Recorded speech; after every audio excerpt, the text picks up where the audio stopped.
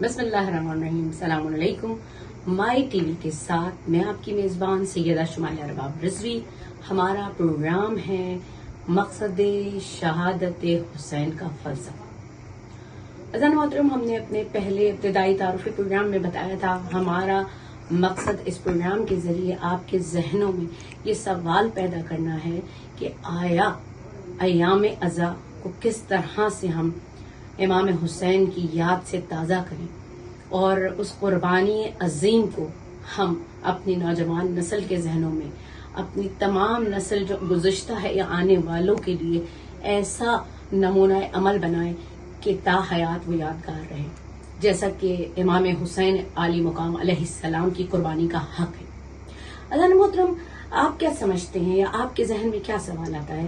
کیا امام حسین نے قربانی کے لیے جو اپنے گھر کو چھوڑا اس کے پیچھے کیا اقتدار تھا، حکومت تھی؟ کیا مقصد تھا؟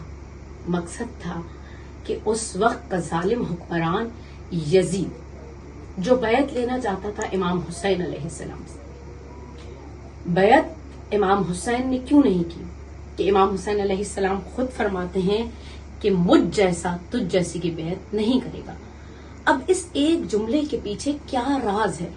مجھ جیسا اور تجھ جیسا میں کیا فرق ہے؟ ذرا اس معاملے کو ڈھونڈنا پڑے گا.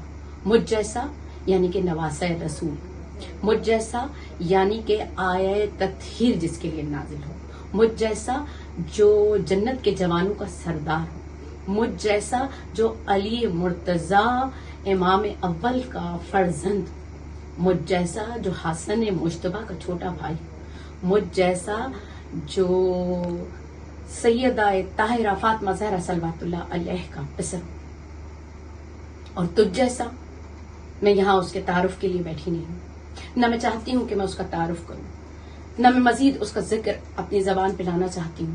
بس یہ تقابل ہی نہیں بنتا کہ امام حسین کا اس پلید سے ہم تقابل کریں. بس صرف اتنا بتانا چاہتی ہوں کہ امام حسین کا مقصد کیا تھا.